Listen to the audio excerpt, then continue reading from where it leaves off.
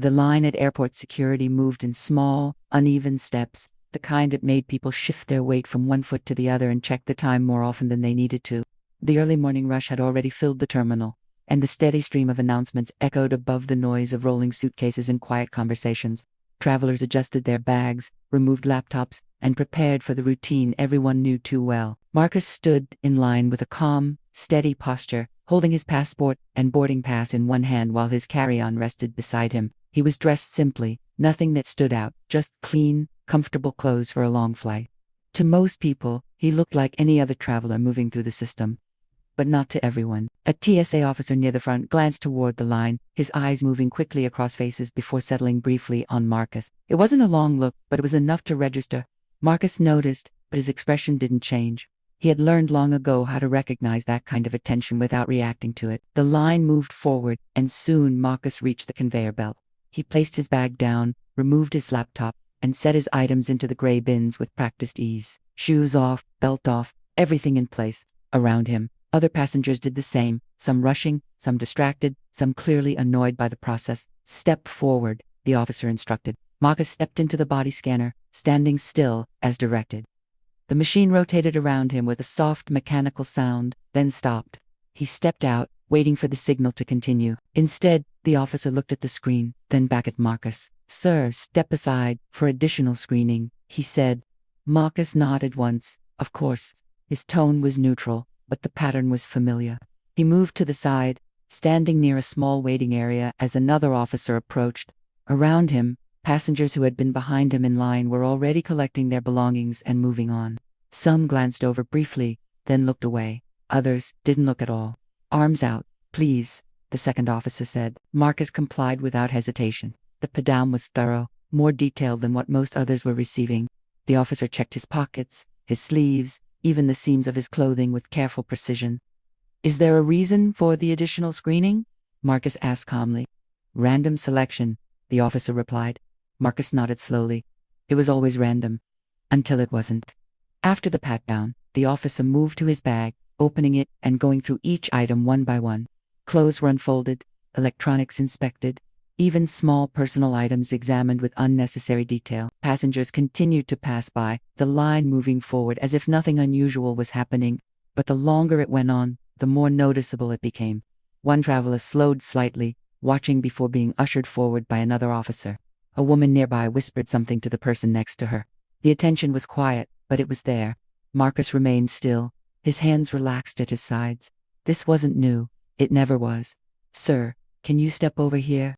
another officer said, gesturing toward a secondary screening area.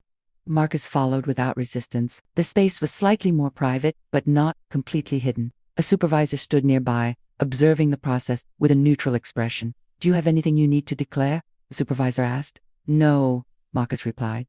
The supervisor nodded. "We're just going to run a few additional checks." Marcus met his eyes. Understood. Minutes passed, then more. His bag was scanned again. His documents were reviewed again. The same questions were asked in slightly different ways. "Where are you traveling today?" "Chicago," Marcus answered. "Business or personal?"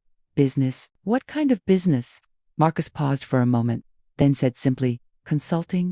The officer nodded but didn't ask further. Another scan, another check, another pause. At some point, the process stopped feeling like routine and started feeling like something else entirely. Not aggressive, not loud, but deliberate. Marcus noticed the supervisor looking at his passport again, flipping through it more carefully this time. His eyes narrowed slightly, then he looked up.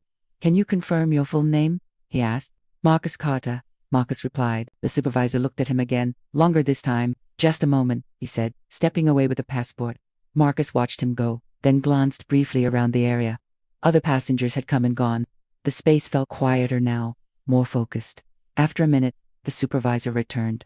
But something had changed. It wasn't dramatic, just subtle. His posture was different, straighter, more attentive.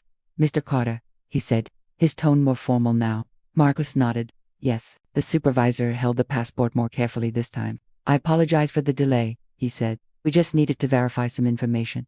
Marcus looked at him calmly. "And did you?" The supervisor hesitated briefly. "Yes." There was a pause. Then he added, "You're cleared to go." Marcus didn't move immediately. Instead, he asked, what exactly was being verified? The supervisor chose his words carefully. Your profile triggered a review. Marcus held his gaze. My profile? Yes. The supervisor said. Another pause followed, but this one carried more weight. All right, Marcus said finally. He picked up his belongings slowly, placing them back into his bag with the same calm precision he had shown from the beginning. As he prepared to leave, the supervisor spoke again. Sir, if there's anything we can assist you with. Marcus stopped him with a slight shake of his head. I think you've already assisted enough, he said. His tone wasn't angry, but it wasn't soft either. It was controlled, measured, and clear.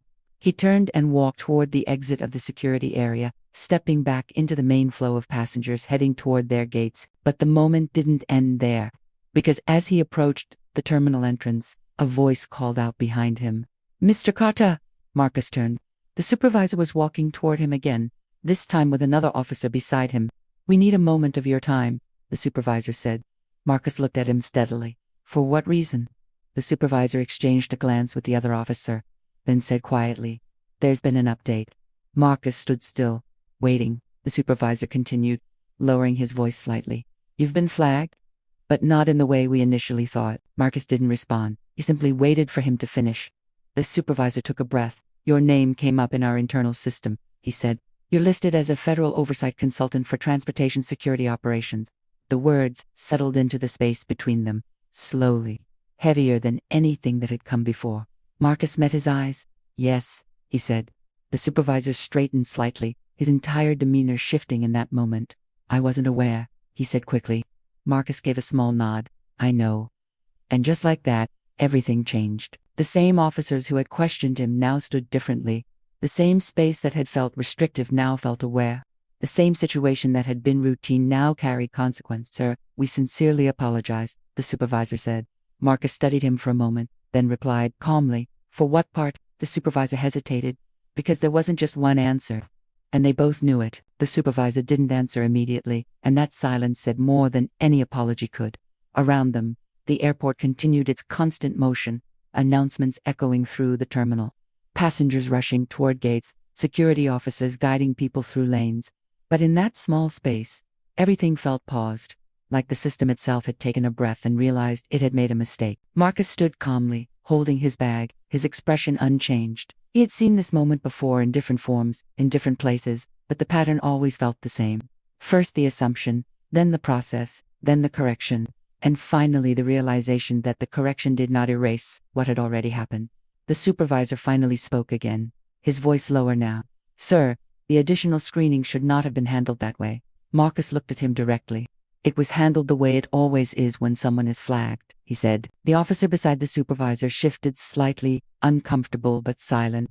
The supervisor nodded once, accepting the truth without defending it. I understand, he said quietly. Marcus adjusted the strap of his bag. The question isn't whether the system followed procedure, he continued. The question is, what triggers the procedure in the first place, and how quickly assumptions turn into decisions. The supervisor looked down for a moment, then back up. We'll review the alert that came through. Marcus shook his head slightly. You should review more than that. There was another pause, this one heavier.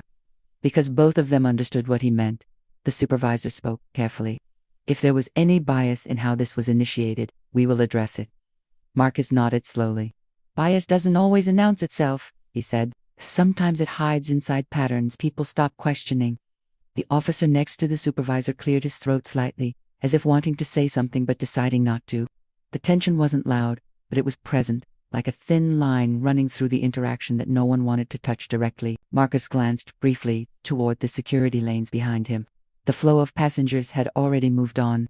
People who had no idea what had just happened were collecting their belongings, walking toward gates, checking phones, thinking about flights, vacations, work, or home. For them, it was just another airport experience. For him, it was documentation of something deeper. The supervisor took a small breath. Would you like to file a formal report regarding this interaction, he asked. Marcus looked back at him. No, he said simply. The supervisor seemed surprised. No, Marcus nodded. Reports don't change behavior unless people understand what caused the behavior in the first place. That answer lingered between them. Because it wasn't rejection, it was clarity. The supervisor nodded slowly. Then what would you recommend?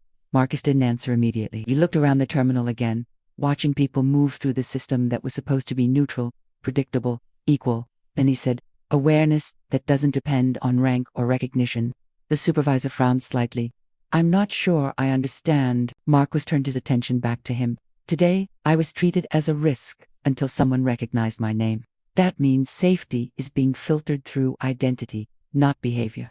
The supervisor didn't respond right away, because he couldn't argue with the structure of what was being said. Marcus continued, his voice steady but not raised. Procedures are important, but when procedures respond faster to assumptions than to facts, the system stops being neutral. The officer beside the supervisor finally spoke, carefully. We don't make assumptions intentionally. Marcus looked at him. I know. He said, that's why it matters. That simple statement carried weight, because intention was not the same as outcome. The supervisor nodded again, slower this time. I will escalate this internally, he said, and ensure your experience is documented properly. Marcus adjusted his grip on his bag again. That's fine, he said, but documentation isn't the goal. The supervisor looked at him. Then what is? Marcus paused for a moment, then replied, change. That doesn't require someone to be recognized first. The words settled heavily. No one responded immediately, not because they disagreed, but because they understood how difficult that kind of change actually was inside systems built on layers of protocol, security, and human judgment. Finally, the supervisor stepped slightly aside, clearing the path. Your gate is this way, sir, he said. Marcus nodded once, and he began walking, moving away from the security area and back into the main terminal. The atmosphere around him returned to its usual rhythm, but his experience remained separate from it, like something recorded but not yet absorbed by the environment around him. As he walked, he passed passengers who had no idea what had just occurred. A child tugged at a parent's sleeve. A couple argued softly about boarding times. A man checked his watch repeatedly while standing in line for coffee. Life continued in its ordinary fragments, but Marcus wasn't focused on the crowd. He was focused on what the interaction revealed. Not just about one airport, but about every place where systems depended on perception before truth. When he reached his gate, he paused for a moment near the window. Outside, aircraft moved slowly across the tarmac, each one following a path that seemed controlled, predictable, almost mechanical. Inside, people waited for departure. Marcus stood there quietly, reflecting not on what had been said to him, but on what had been assumed about him before any words were spoken. Because in his experience, that was where the real story always began. Not in correction, not in apology, but in the moment before either was ever needed.